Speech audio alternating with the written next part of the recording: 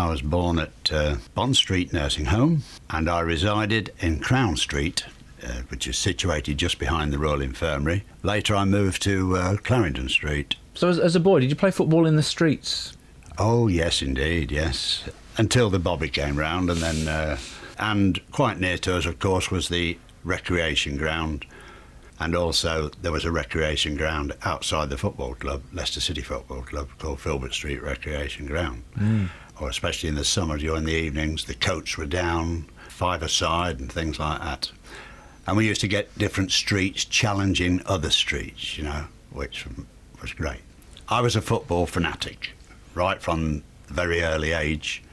My parents even told me that I used to cheer and look excited when the City scored when I was out in the pushchair, you see.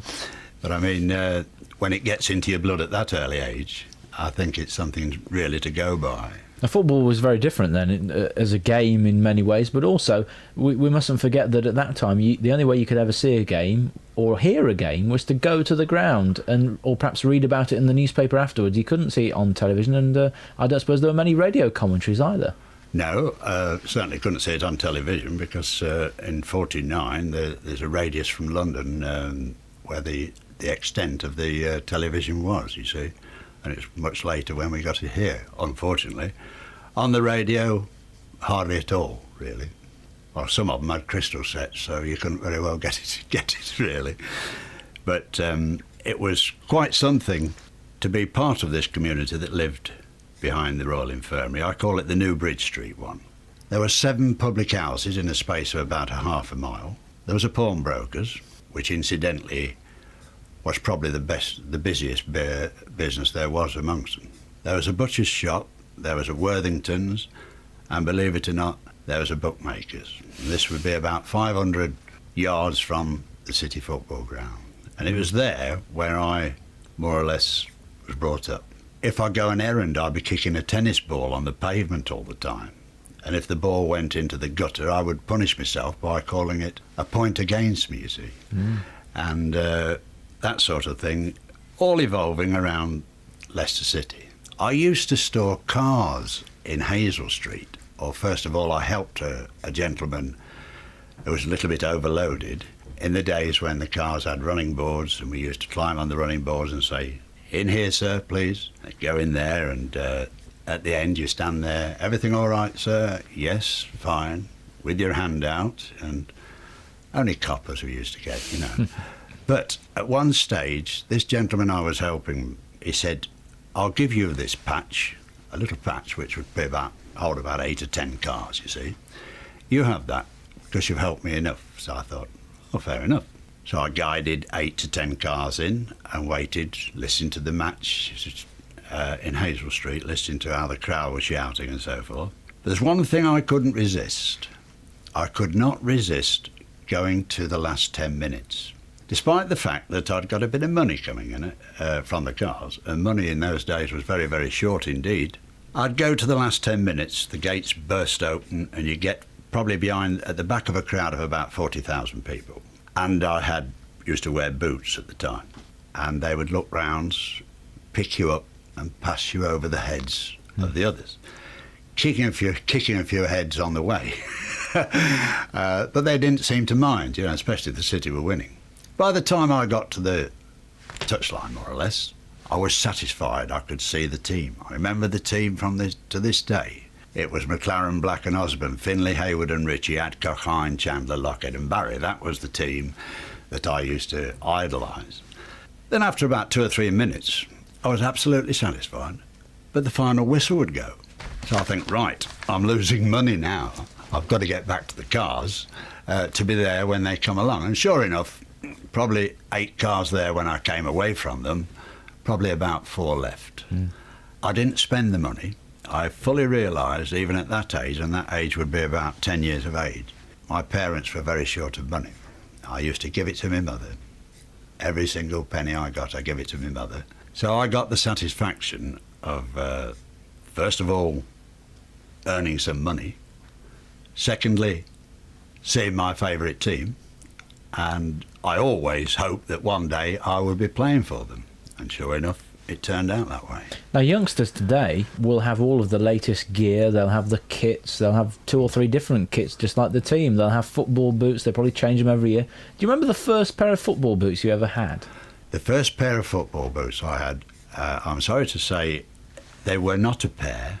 Someone gave me a boot that fitted me. It was on my right leg, but there wasn't one for the left foot, you see. And believe it or not, I had a Wellington boot cut down to cover my left foot, and I played for Hazel Street School in that condition. With one football boot and a welly? A welly, not a welly up to the legs, a welly just round the ankles. It was cut down, you see, and it fit me quite snug, you see. And eventually I did get a pair of football boots. My father realised that I was so keen on football. But even in those days, you know, they cost about £1 or £2, no more, you know, because when I was playing for Leicester City, they were £3.19.11 for a pair of new boots from Mansfield's in Granby Street. And you had to get a chip for those, really. And I take size 10 shoes. I took size 10 shoes at that particular time. And Johnny Duncan had a very queer thing about him. None of my players take more than a size 8. So I go to Mansfield with the chit and I get a pair of size 8 boots. So I'm going to go through some pain barrier trying these on. First thing you do, of course, is to barefooted put your foot into the boot, squeeze it in, and go and stand in the bath with it, because the boots were made of belly leather, you see. And they stretched and stretched after about a month, you see. But the length of the shoe was spot on. Now, had I had a pair of size 10s and did the same thing with them, my feet would have turned round in them, you see.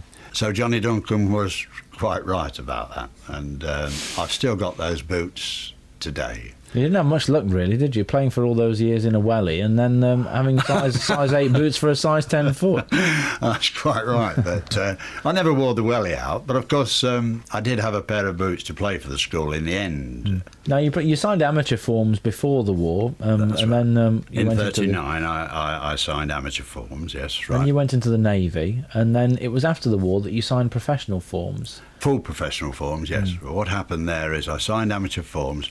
The city did contact a lot of local teams. My team I was playing for at the time was Belgrave United, playing on the Rushy Fields, to invite us down for a trial.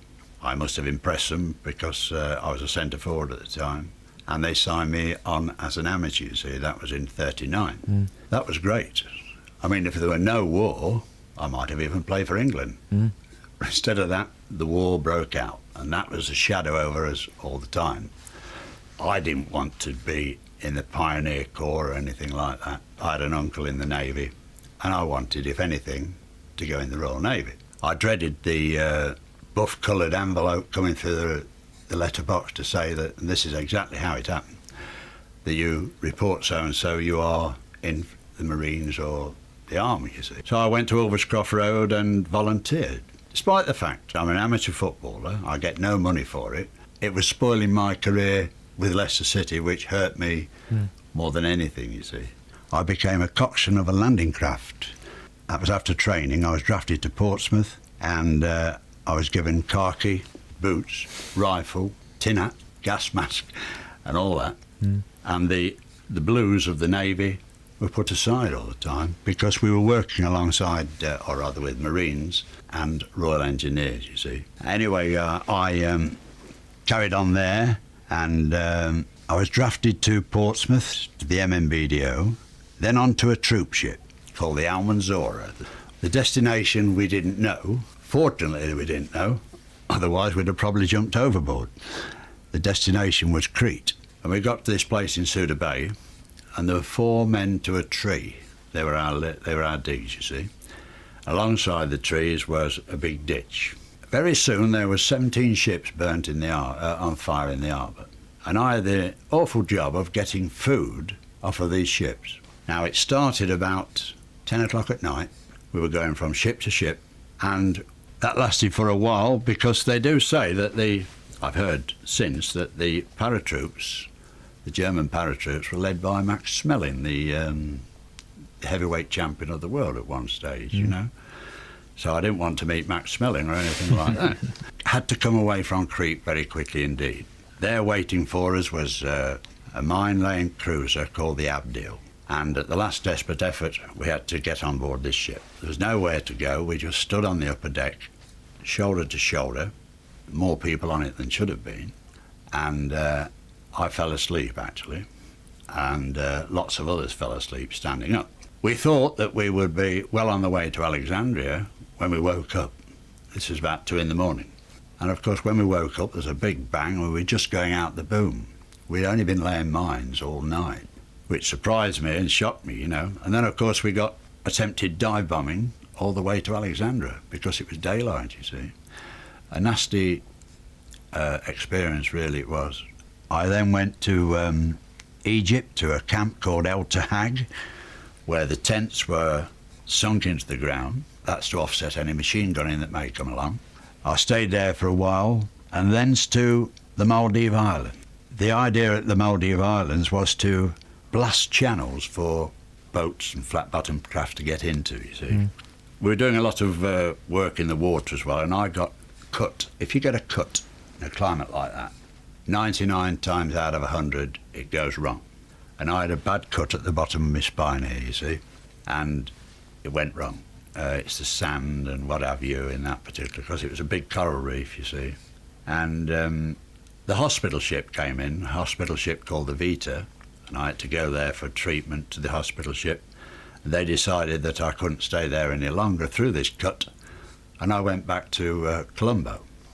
Now, it was at Colombo where football came into being. I went to the barracks in Colombo itself.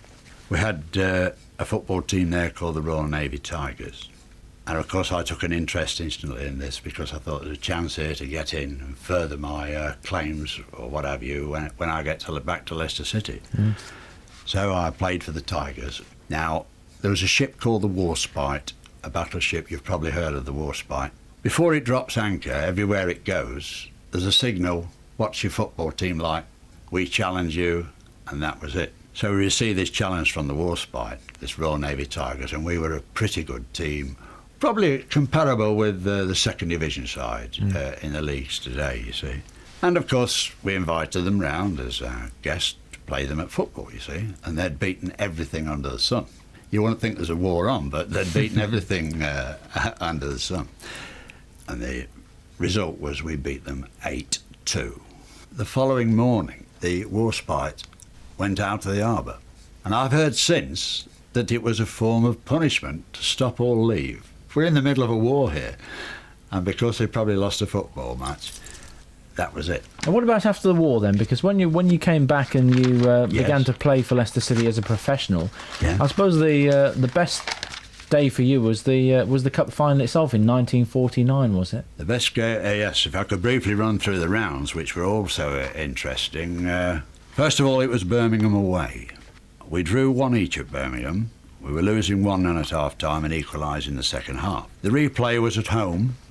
No score, the result. After extra time, in the first half of extra time, they scored, and Mal Griffiths equalised for us, making it 1 each. Then the two managers got together and spun a coin up to see where the next round should be played.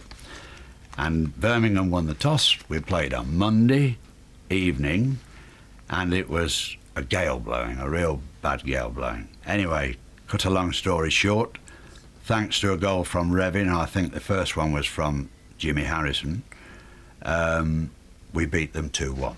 We then come to the 4th round, and that's Preston North End at home. Now there's a team with 2 wingers. One was Tom Finney, and the other was Bobby Langton. Now Bobby Langton was an even-time merchant in football boots, and I was marking him. In the first 5 minutes, we had a penalty. It was the home debut of Ken Chisholm. We had a penalty which we scored, making it 1-0, and later on we made it 2-0. But during the game, I was trying to hold off Langton with the ball going out the penalty area, not too far from the upright.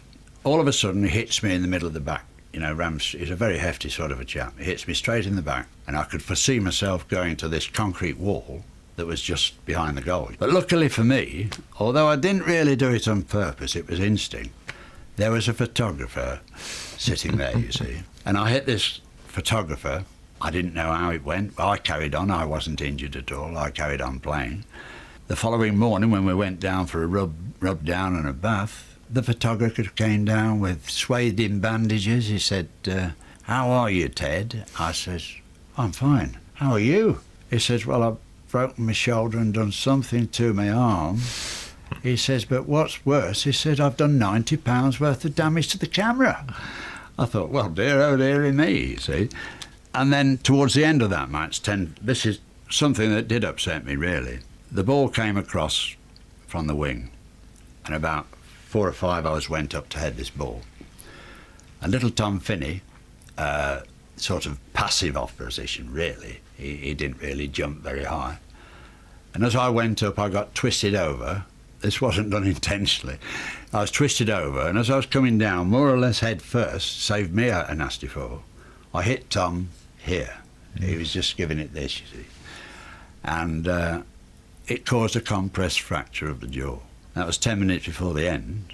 We did beat them 2-0. And I went to see him in the dressing room afterwards when he was having treatment. I apologised to him. I had no need to, but he says, "Forget the apology. It's quite all right." Now, he's a big mate of Charlie Adams, one of our team, you know, and he's quite a gentleman, you know. If I'd have picked a player I'd hate to injure more than anyone else, it would have been Tom Finney, because I'd admired him as a footballer, you see. Mm. Anyway, Edwards, the trainer, he started calling me all the names under the sun in front of Tom, and he got well and truly told off by Tom on the spot.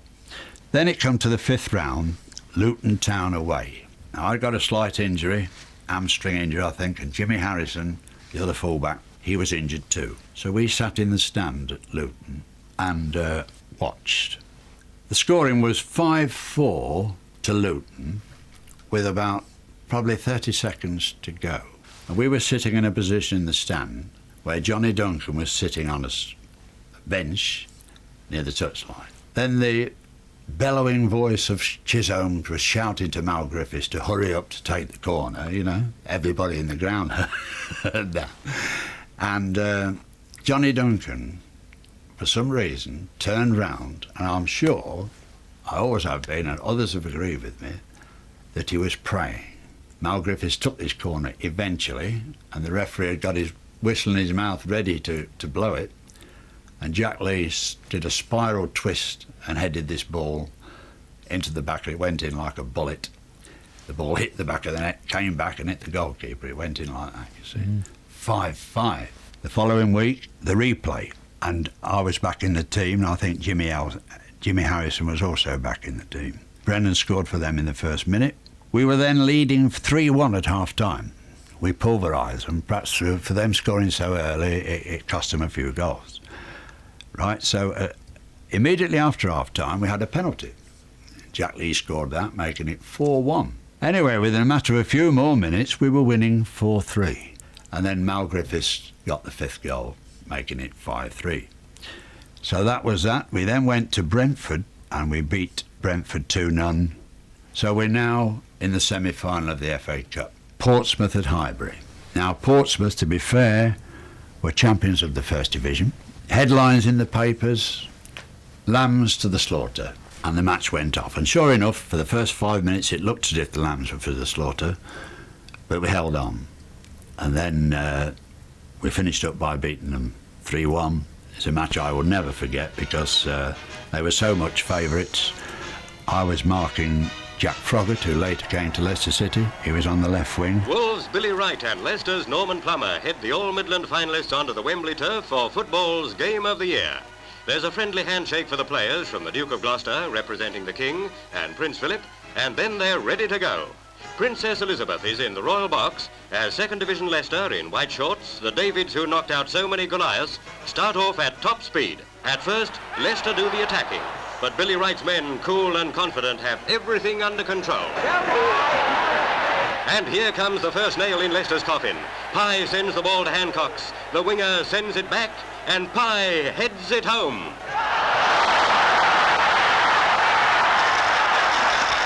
In a match like this, it's the first goal that matters most. And Wolves, inspired by skipper Billy Wright, number 6, are there again, huffing and puffing at Leicester's front door. The two Jimmies, Mullen and Dunn, are at the top of their form, and only a brilliant save by goalie Bradley keeps them out. Mullen on the move again. He shoots, and it goes over for a corner. Johnny Hancox takes the kick. It comes over squarely. It looks perilous for Leicester. They just can't get the ball away from the danger zone. Billy Wright sends in a shot. It's only half cleared, and Jesse Pye bangs it home. With Leicester 2 down at half-time, few of the 100,000 crowd thought they could ever stage a comeback. But they reckon without little Mal Griffiths. With the ball seemingly tied to his feet, he runs through the Wolves' defence like kids through a sweet shop. A pass to Chisholm. Goalie Williams parries the inside forward shot, but Griffiths is there to send it back into the back of the net.